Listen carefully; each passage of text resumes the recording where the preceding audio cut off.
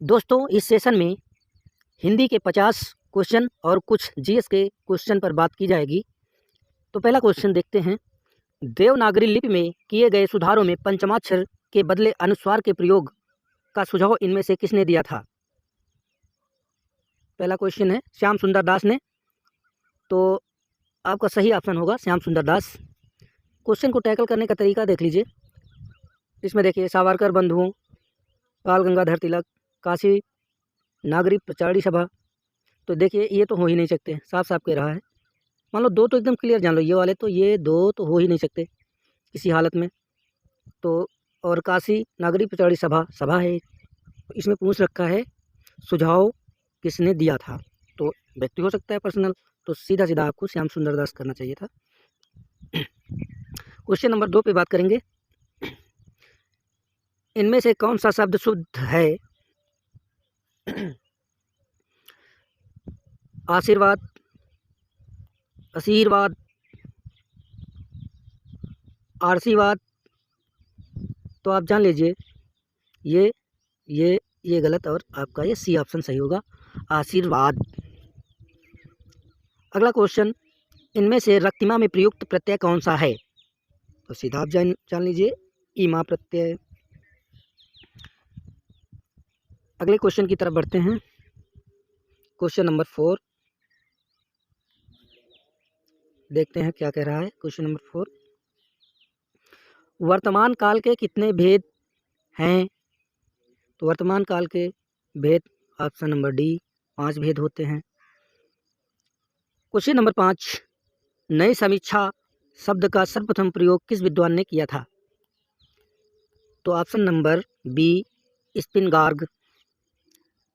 अगला question number 6, जो ध्वनियाँ ना स्वर हैं ना व्यंजन हैं इन्हें क्या कहते हैं? अयोगवाह। बहुत इंपॉर्टेंट। अगले क्वेश्चन की तरफ बढ़ते हैं। क्वेश्चन नंबर 7 क्या कहता है? इनमें से अध्यापिका का बहुवचन क्या होगा? तो आप ऑप्शन बी टिक करेंगे, अध्यापिकाएं।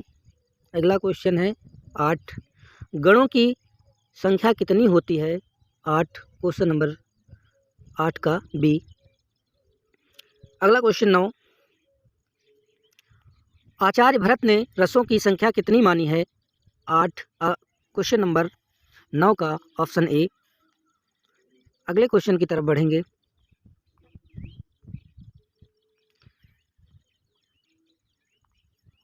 प्राकृत का पाणिनि किसे कहा जाता है? तो आप जान लीजिए हेमचंद्र को, ऑप्शन नंबर सी।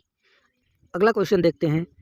जिसकी आशा न की गई हो के लिए इनमें से उपयुक्त शब्द कौन सा है?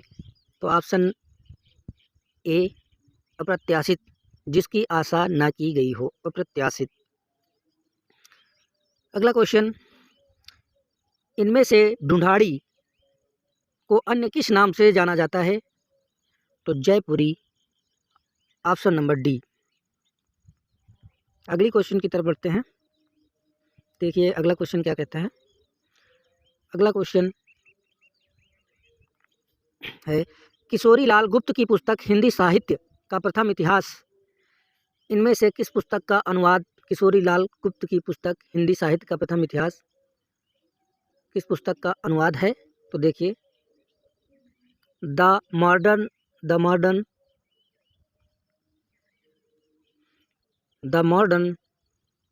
Vernacular literature of Hindustan.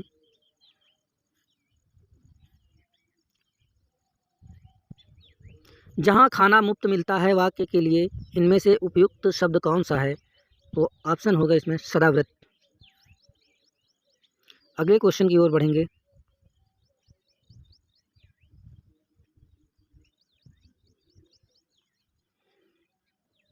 इनमें से कर्तवाच्य का उदाहरण कौन सा है?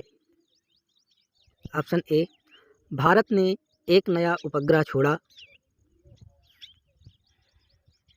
क्वेश्चन अगला देखेंगे। भाषा सम्मान और बाल साहित्य सम्मान किस संस्थान द्वारा प्रदान किया जाता है? साहित्य अकादमी पुरस्कार। अगले क्वेश्चन की तरफ बढ़ेंगे। मुख्यार्थ की बाधा होने पर रूढ़ या प्रयोजन से अन्य अर्थ का ग्रहण होता है, वह शब्द शक्ति क्या कहलाती है? लक्षणा शब्द। अगले क्वेश्चन की ओर बढ़ेंगे।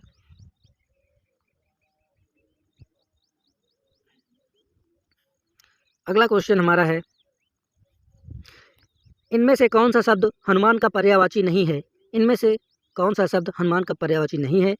आग्नेय, तो आप देख लीजिए, इसमें ये सभी हनुमान के पर्यायवाची हैं। हरीश, मारुति, महावीर। अगले क्वेश्चन की ओर चलेंगे। हिंदी इनमें से किस भाषा परिवार के अंतर्गत आती है? भारोपी परिवार। इन सभी क्वेश्चन को हम अच्छे से देख लेंगे, हो सकता है आने वाली परीक्षाओं में आपको मिल जाए। अगला क्वेश्चन, इनमें से कौन सा शब्द अथ का विलोम है? अथ का इति होता है। अगले क्वेश्चन की ओर बढ़ते हैं।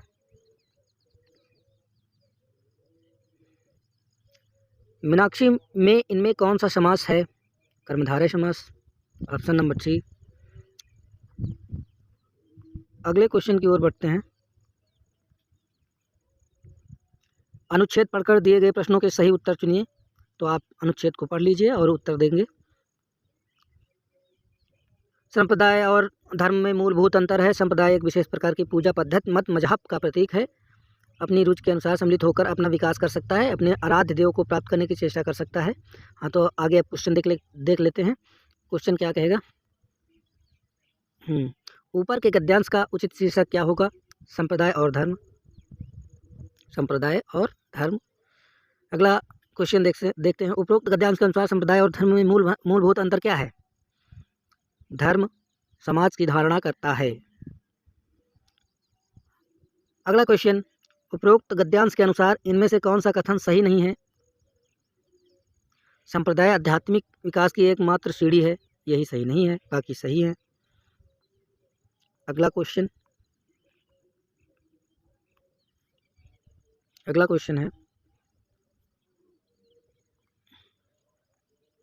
क्वेश्चन है, इनमें से परिमाण बोधक विशेषण का उदाहरण कौन सा है? थोड़ा, बाकी देख लीजिए आप, ये नहीं होंगे।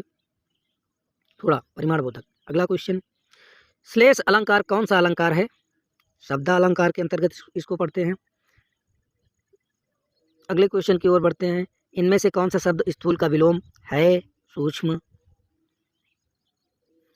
अगले क्वेश्चन की ओर बढ़ते हैं।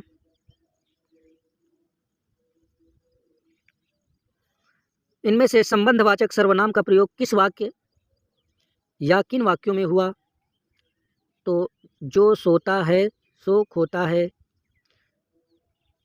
सही है। जिसने परिश्रम किया वह सफल हो गया, ये भी सही है। सी देखते हैं, जैसी करनी वैसी भरनी, ये भी सही है।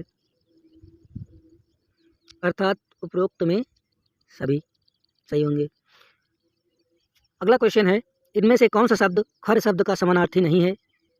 एकमात्र, बाकी सभी होंगे। खर गधा को भी कहते हैं, एक राक्षस का नाम भी होता है। खर तिनका भी कहते हैं। गांव की भाषा में खर नहीं कहते हैं कि वो वहाँ खर पड़ा है, उठा लाओ, है ना। तो आगे चलते हैं, अगला क्वेश्चन देखते हैं। अल्प विराम का प्रयोग इनमें से कहाँ किया जाता है? वाक्य के मध्य में जहाँ बहुत कम ठहराव हो। अगले क्वेश्चन की तरफ बढ़ते हैं।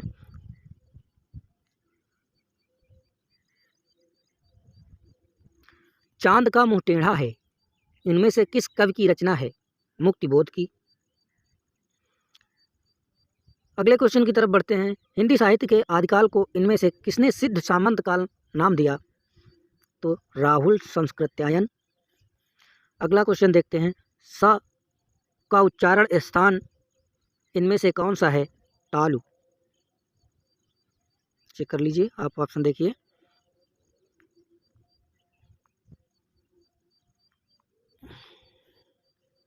अगले क्वेश्चन पर बात की जाएगी। क्रिया के पद परिचय में इनमें से क्या होता है? तो ऑप्शन ए देखते हैं। क्रिया का प्रकार वाच्य पुरुष, यानी सही है। लिंग वचन काल, ये भी सही है। वह शब्द जिससे क्रिया का संबंध है, ये भी सही है। यानी कि उपरोक्त में सभी सही हैं, इसमें संदेह करें नहीं। अगले क्वेश्चन की ओर बढ़ते हैं। इनमें से कौन सा शब्द तद्भव है? खीर। तद्भव शब्द खीर है। कंटक तत्सम है, कृष्ण तत्सम है, कुमार तत्सम है। आपका तद्भव खीर है। अगले क्वेश्चन की ओर बढ़ते हैं। इनमें से कौन सा शब्द रूप भिन्न है? तो देखिए, निगोड़ा साहब कह रहा मैं भिन्न हूँ। कमसिन, बदकिस्मत, लापरवाह, ये भिन्न नहीं है, ये भाषाओं से संबंधित हैं। अगले क्वेश्चन की ओर बढ़ते हैं।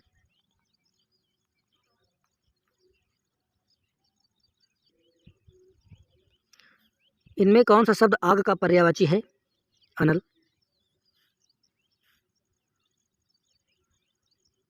अगला क्वेश्चन, इनमें से किस शब्द के रूप एक वचन और बहुवचन में समान नहीं पाए जाते हैं? ये तो सभी पाए जाते हैं। पानी, प्रेम, वर्षा, इनमें से कोई नहीं ऑप्शन, ये आपका सही हो जाएगा। अगला क्वेश्चन, नौकरी खाला का घर नहीं है, मुहावरे का क्या अर्थ है? सी, नौकरी करना आसान काम नहीं है। अगले क्वेश्चन की ओर बढ़ते हैं। अब आप यहाँ से जीएस के क्वेश्चन देखेंगे कुछ। हाँ, भारतीय संविधान की किस अनुसूची में संघ सूची, राज्य सूची और समवर्ती सूची शामिल है? तो 7वीं अनुसूची। संविधान द्वारा उद्देश्य संकल्प को सर्वसम्मति से कब स्वीकार किया गया? 22 जनवरी 1947। अगला क्वेश्चन, कौन सा देश हाल ही में संयुक्त राष्ट्र शस्त्र व्यापार संधि में शामिल हुआ? चाइना। अगले क्वेश्चन की ओर बढ़ जाते हैं। थोड़ा जल्दी करना पड़ेगा भाई। अगला क्वेश्चन, भारतीय संविधान की 7वीं अनुसूची के अनुसार संपत्ति का अधिग्रहण और अधियाचन का विषय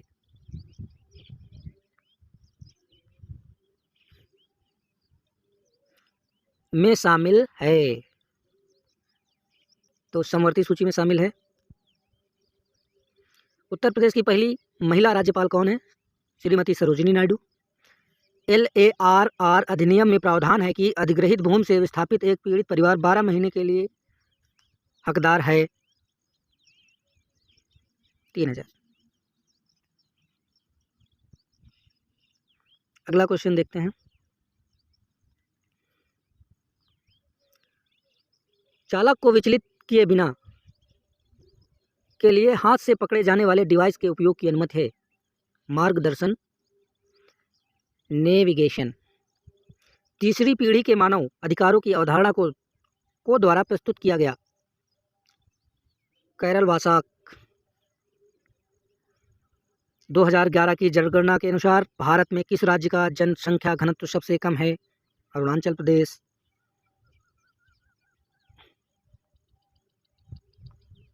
अगला क्वेश्चन देखते हैं।